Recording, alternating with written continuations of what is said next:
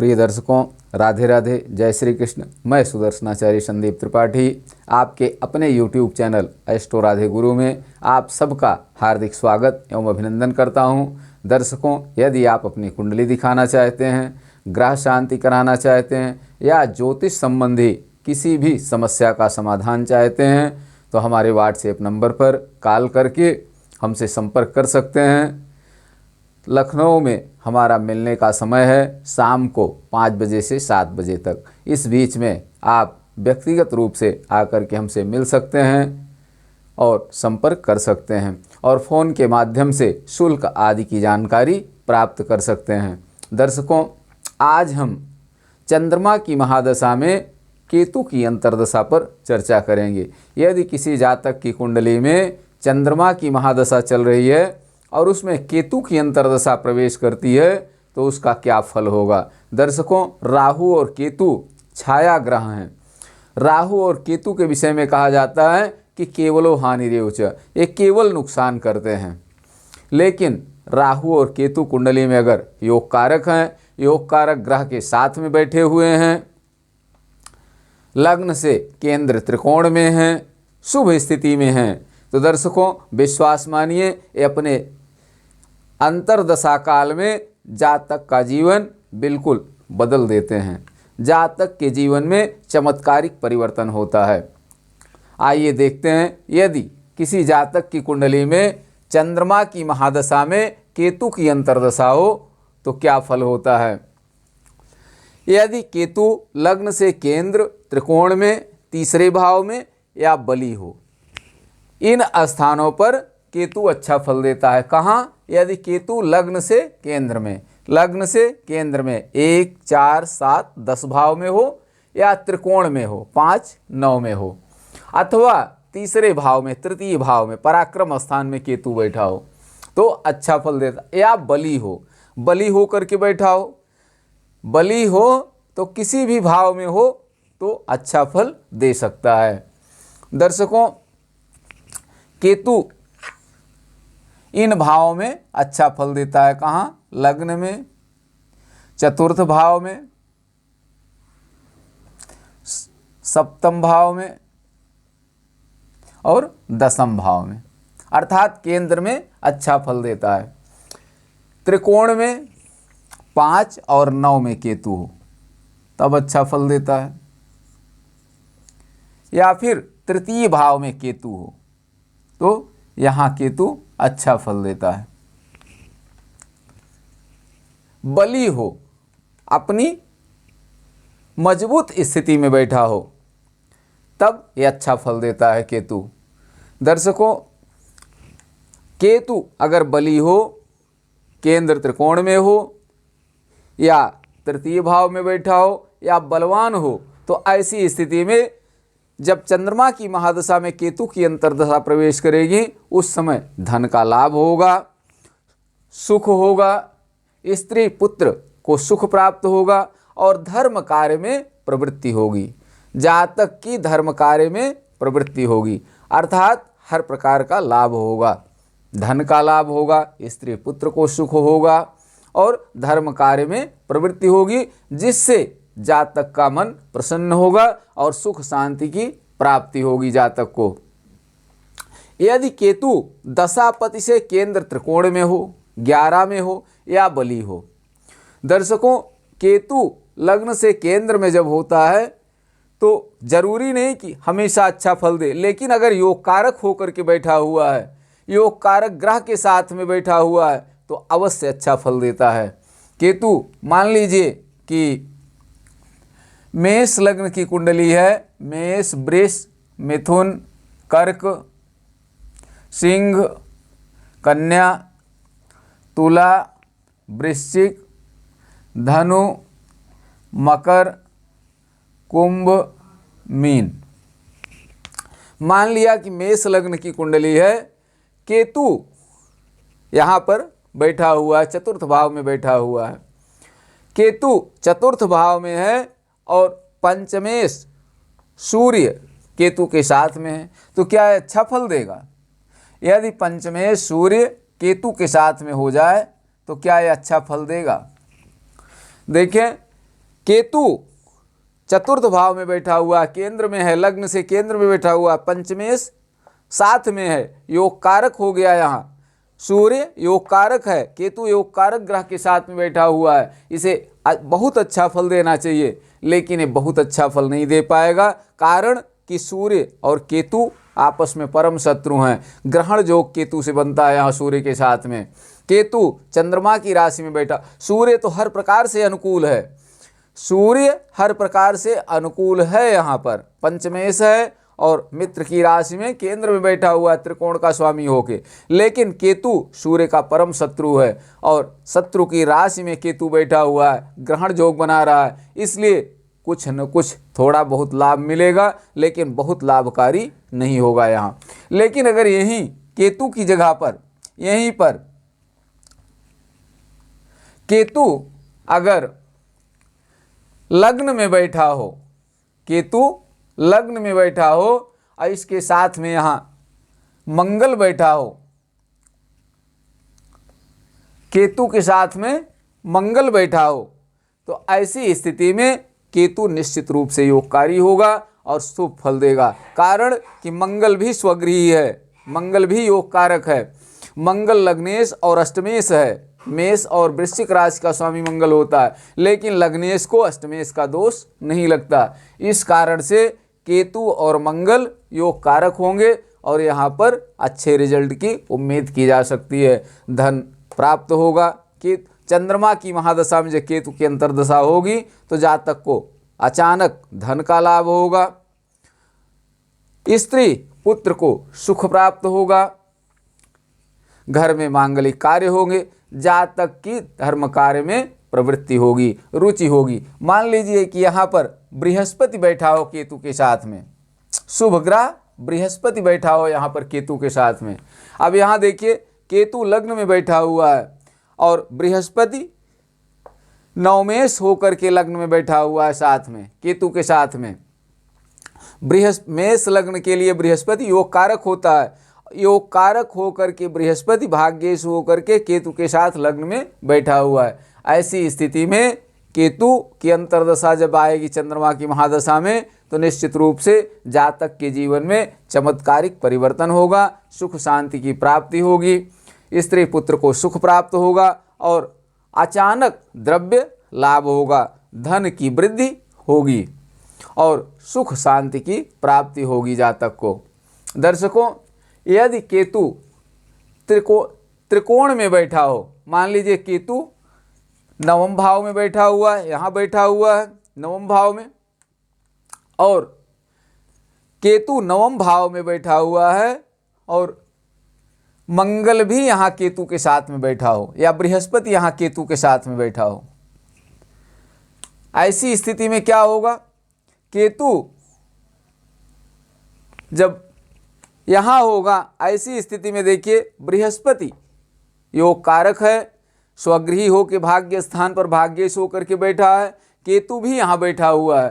केतु यहाँ पर केतु अपनी उच्च राशि में बैठा हुआ है, केतु यहाँ पर उच्च राशि में बैठा है। केतु यहाँ होगा तो राहु ठीक उससे 7वें भाव में होगा। यहाँ राहु केतु अपनी उच्च राशि में हैं, केतु बृहस्पति के साथ में बैठा हुआ है। ऐसी स्थिति में केतु निश्चित रूप से अच्छा फल देगा, जातक की भाग्योन्नति होगी। जब चंद्रमा की महादशा में केतु की अंतर्दशा आएगी तो जातक का भाग्योदय होगा, धन धान्य की वृद्धि होगी, स्त्री पुत्र को सुख प्राप्त होगा और धर्म कार्य में अति रुचि होगी। कारण कि शुभ ग्रह बृहस्पति की राशि में बृहस्पति के साथ में बैठा हुआ केतु। ऐसी स्थिति में निश्चित रूप से धन धान्य की वृद्धि होगी और जातक के जीवन में अप्रत्याशित परिवर्तन हो सकता है।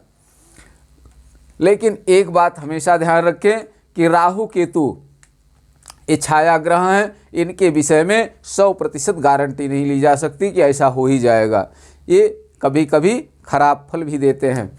दशा के केतु यदि योग कारक ग्रह के साथ में बैठा हो, शुभ स्थिति में हो, केंद्र त्रिकोण में हो या तीसरे भाव में हो, या तीसरे भाव में बैठा हो, यहाँ बैठा हो केतु तृतीय भाव में बैठा हो और अपनी उच्च राशि में हो, केतु यहाँ पर हो और अपनी उच्च राशि वृश्चिक या धनु में बैठा हो यहाँ पर, वृश्चिक या धनु में बैठा हो, ऐसी स्थिति में केतु अच्छा फल देता है, हर प्रकार का सुख देता है, धर्म कार्य में रुचि होती है। लेकिन दर्शकों, प्रारंभ में केतु की महादशा, केतु की जब चंद्रमा की महादशा में केतु की अंतर्दशा प्रारंभ होगी, उस समय प्रारंभ में कुछ धन हानि भी हो सकती है, लेकिन अंत में सुख और लाभ प्राप्त होगा जातक को।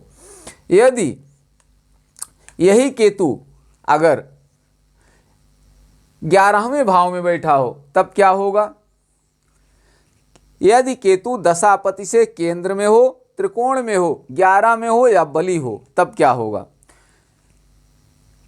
जब पहली पोजीशन थी कि यदि केतु लग्न से केंद्र, त्रिकोण और 3 में या बली हो, तीसरे भाव में हो या बली हो, ऐसी स्थिति में केतु की प्रारंभ की दशा में, जब केतु की अंतर्दशा चंद्रमा की महादशा में प्रारंभ होगी, उस समय कुछ धन की हानि होगी, लेकिन अंत में सुख और धन धान्य की वृद्धि होगी। लेकिन जब दूसरी कंडीशन है, यदि केतु दशापति से केंद्र, त्रिकोण और 11 में या बली हो, तब क्या होगा? ऐसी स्थिति में ठीक इसका उल्टा होगा।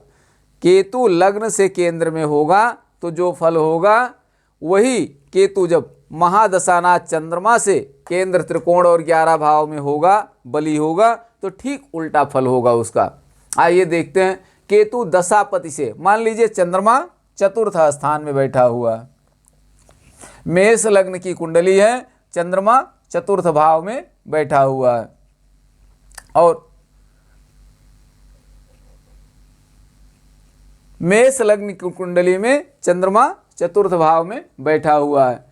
केतु दशापति से केंद्र, त्रिकोण में हो, केंद्र त्रिकोण में हो, दशापति से केंद्र में हो, मान लीजिए कि यहाँ केतु लग्न में बैठा हुआ, केंद्र में बैठा हुआ है, 1, 4, 7, 10 किन्हीं भावों में केतु बैठा हुआ है, यहाँ बैठा है। ऐसी स्थिति में केतु जब बैठेगा या लग्न में हो, लग्न में होगा केतु तो यहाँ चंद्रमा के साथ ग्रहण योग बन जाएगा। ऐसी स्थिति में केतु बहुत अच्छा फल नहीं देगा, नुकसान भी कर सकता है। लेकिन दर्शकों, अगर दसम भाव में केतु है, महादशानाथ से सप्तम भाव में केतु है, महादशानाथ से दसम भाव में केतु बैठा हुआ है, ऐसी स्थिति में केतु अच्छा फल दे सकता है और देता है। यदि दशापति से 11वें भाव में हो, दशापति से 11वें भाव में, 11वां भाव कौन सा होगा? लाभ भाव। केतु यहाँ पर बैठा हो तब क्या होगा? यदि मेष लग्न की कुंडली है और केतु महादशानाथ चंद्रमा से 11वें भाव में धन स्थान पर बैठा हो तब क्या होगा? मेष लग्न की कुंडली में केतु धन स्थान पर होगा तो अपनी नीच राशि में होगा। वृष या मिथुन में नीच का होता है तो वृष राशि में है, नीच राशि में होगा। ऐसी स्थिति में धन की हानि होगी, हर प्रकार का नुकसान होगा, स्त्री पुत्र को कष्ट होगा, धर्म कार्य से अरुचि होगी जातक की। लेकिन अगर यही केतु यहाँ पर अपनी उच्च स्थिति में हो, यहाँ पर केतु अपनी उच्च स्थिति में हो, मान लीजिए वृश्चिक में बैठा हो केतु, यहाँ वृश्चिक में केतु हो तब क्या होगा? जब वृश्चिक राशि में केतु यहाँ द्वितीय भाव में होगा,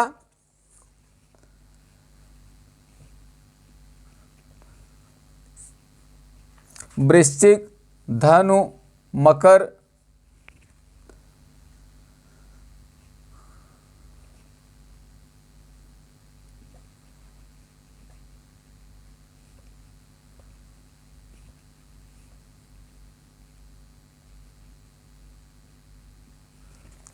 मान लिया किसी जातक की तुला लग्न की कुंडली है, तुला, वृश्चिक, धनु, मकर, कुंभ, मीन, मेष,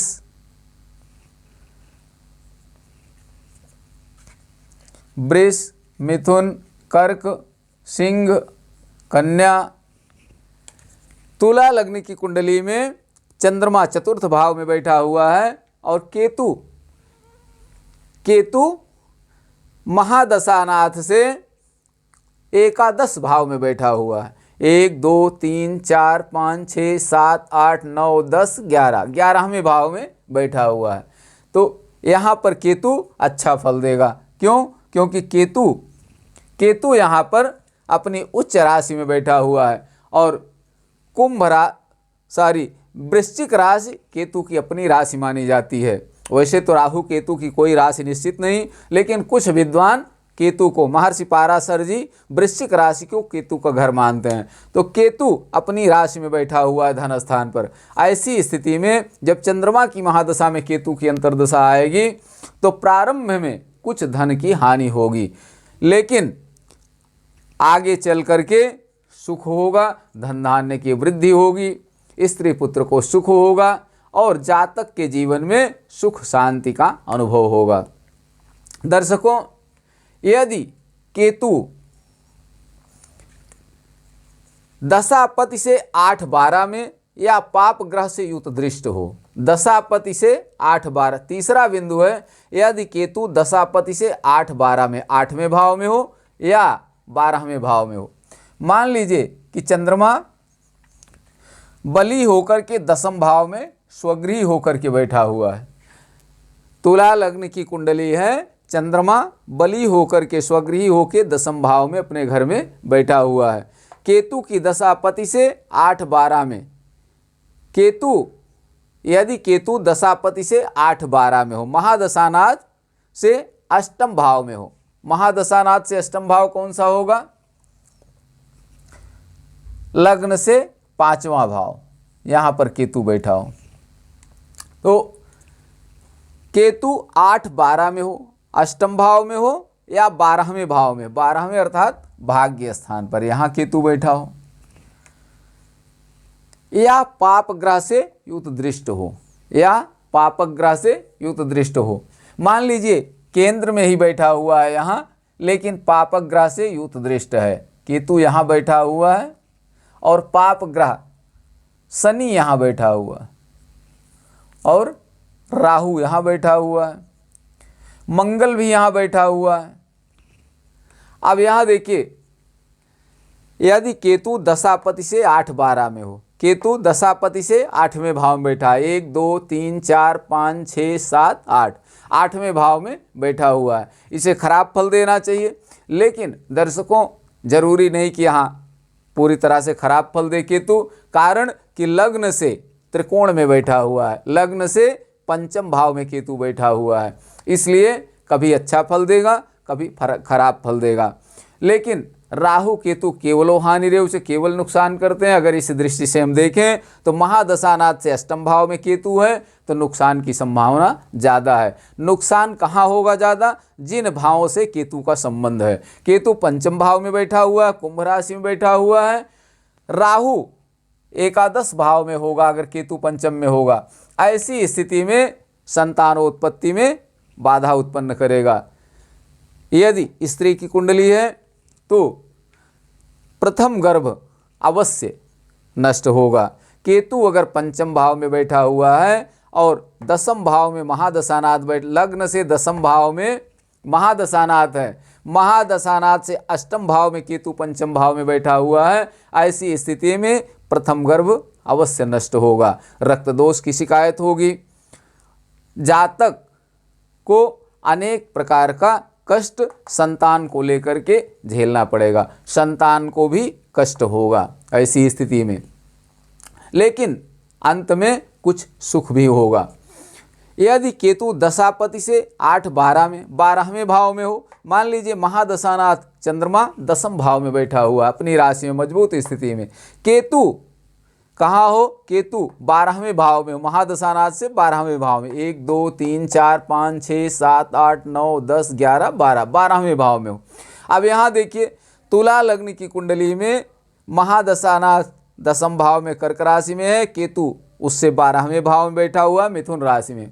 यहाँ केतु यहाँ अपनी नीच राशि में बैठा हुआ है भाग्य स्थान पर, महादशानाथ से भी 12वें भाव में है, लग्न से 9म भाव में जरूर है लेकिन अपनी नीच राशि में बैठा हुआ है, महादशानाथ से 12वें भाव में है। इस कारण से केतु यहाँ खराब फल देगा।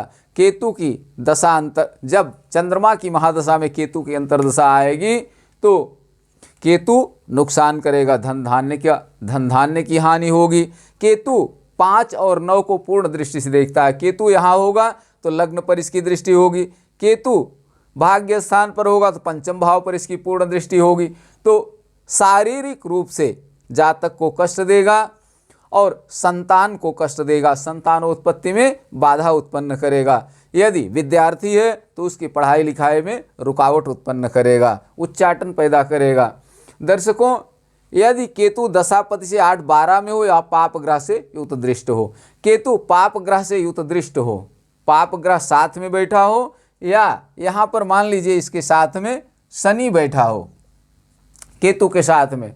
अब देखिए चंद्रमा से 12वें भाव में, महादशानाथ से 12वें भाव में केतु है और पापक ग्रह शनि साथ में बैठा हुआ है।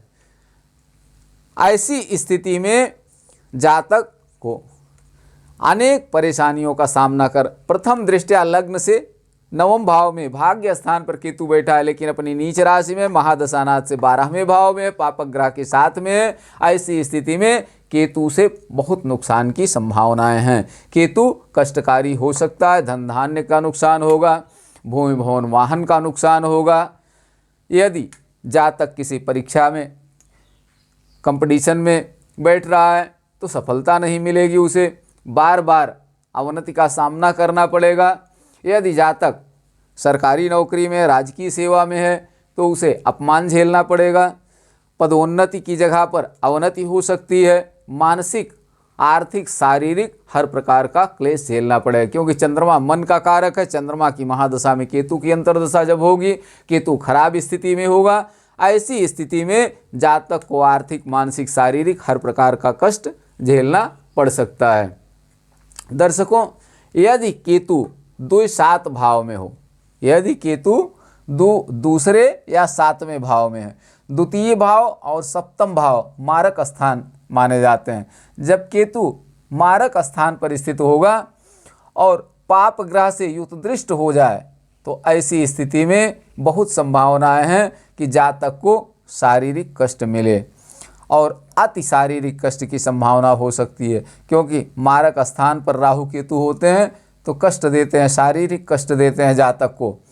और अगर पाप ग्रह से युत दृष्ट हो तो बहुत संभावना है कि अधिक कष्ट हो। ऐसी स्थिति में मृत्युंजय जाप कराएं, मृत्युंजय जाप स्वयं जपें, भगवान शंकर की कृपा से सब अरिष्टों का नाश होगा और धन धान्य की वृद्धि होगी, सुख शांति की प्राप्ति होगी। यदि केतु सप्तम भाव में बैठा, मान लीजिए केतु यहाँ पर बैठा हुआ है सप्तम भाव में, या द्वितीय भाव में केतु, यहाँ पर केतु हो, केतु लग्न से दूसरे या 7वें भाव में हो। जब लग्न से द्वितीय भाव और सप्तम भाव में केतु होगा तो मार्केश बन जाएगा। यदि इस पर पाप ग्रह की दृष्टि हो, मान लीजिए शनि लग्न में बैठा हुआ है और किसी शुभ ग्रह की दृष्टि नहीं पड़ रही है केतु पर, केतु पर किसी शुभ ग्रह की दृष्टि नहीं पड़ रही है, ऐसी स्थिति में केतु जातक को मृत्युवत कष्ट भी दे सकता है। लेकिन अगर शुभ ग्रह की युति या दृष्टि है, शनि भले ही लग्न में बैठा हुआ है, शनि की दृष्टि केतु पर पड़ रही है, केतु सप्तम भाव में बैठा है, लेकिन अगर किसी शुभ ग्रह की युति या दृष्टि है, मान लीजिए कि शनि के साथ में यहाँ बृहस्पति बैठा हो, बृहस्पति की दृष्टि पड़े केतु पर, या बृहस्पति साथ में बैठा हो यहाँ केतु के, तब क्या होगा? ऐसी स्थिति में काफ़ी कुछ शारीरिक कष्ट कम मिलेगा जातक को। लेकिन फिर भी मार्केश है, यहाँ तुला लग्न की कुंडली में बृहस्पति भी पाप फलप्रद है, तृतीयेश और खष्ठेश होकर के लग्न में बैठा है, रोग का कारक होकर के बैठा हुआ है, यहाँ पर रोगेश होकर के लग्न में बैठा हुआ है।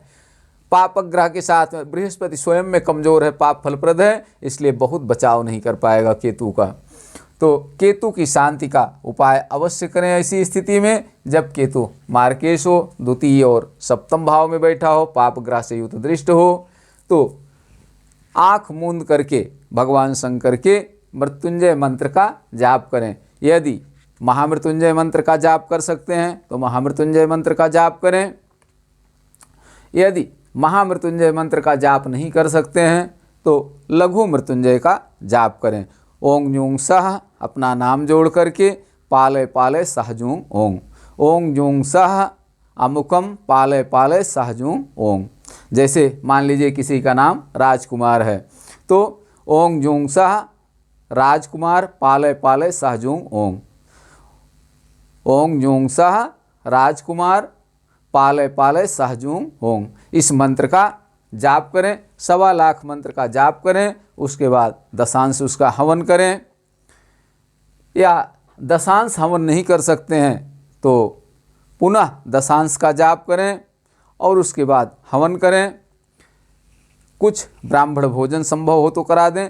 निश्चित रूप से अरिष्टों का नाश होगा और भगवान शंकर की कृपा से धन धान्य की वृद्धि होगी, सुख शांति की प्राप्ति होगी, स्त्री पुत्र को सुख मिलेगा, आपके जीवन में सुख शांति का प्रवेश होगा।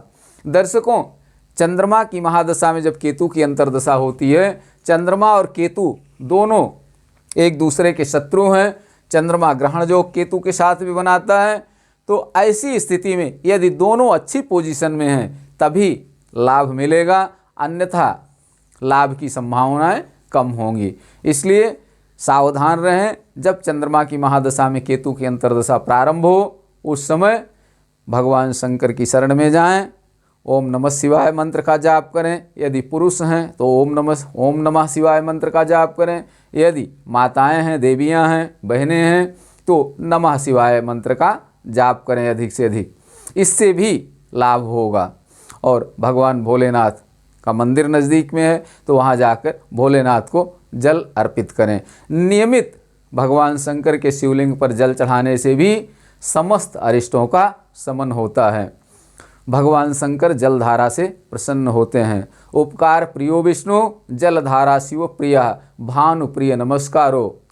उपकार प्रियो विष्णु, भगवान विष्णु उपकारी व्यक्ति के ऊपर प्रसन्न होते हैं। सुबह से शाम तक बैठ करके अपने कल्याण के लिए भगवान से प्रार्थना करते रहिए कि हमको धन धान्य दें। तो हो सकता है उतना न मिले जितना कि सुबह से शाम तक आप अगर परोपकार की भावना से कहीं लगे हुए हैं, या किसी भी समय हृदय में आपके परोपकार की भावना है, अवसर आने पर आप परोपकार करते हैं, तो अवश्य आपका कल्याण होगा।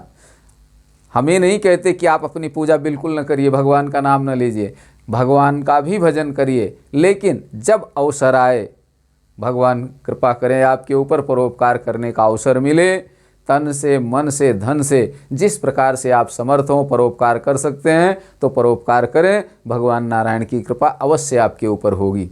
वैसे ही यदि भगवान शंकर के ऊपर आप नियमित जल चढ़ाते हैं तो भगवान शंकर बड़ी जल्दी प्रसन्न होते हैं। आशुतोष हैं, ये तो अति शीघ्र प्रसन्न होते हैं।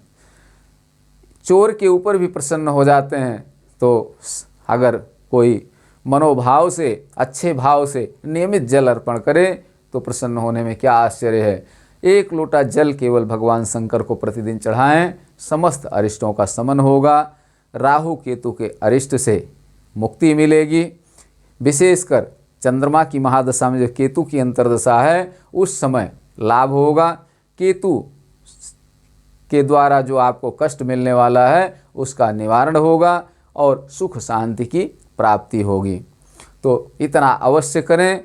जब चंद्रमा की महादशा में केतु की अंतर्दशा हो उस समय भगवान शंकर की शरण में अवश्य जाएं, ताकि आपका नुकसान न हो और कल्याण हो, धन धान्य की वृद्धि हो, सुख शांति की प्राप्ति हो, स्त्री पुत्र को सुख मिले। इसी कामना के साथ आज यहीं तक। आप सबको राधे राधे, जय श्री कृष्ण। आप सब स्वस्थ रहें, मस्त रहें, हंसते मुस्कराते रहें।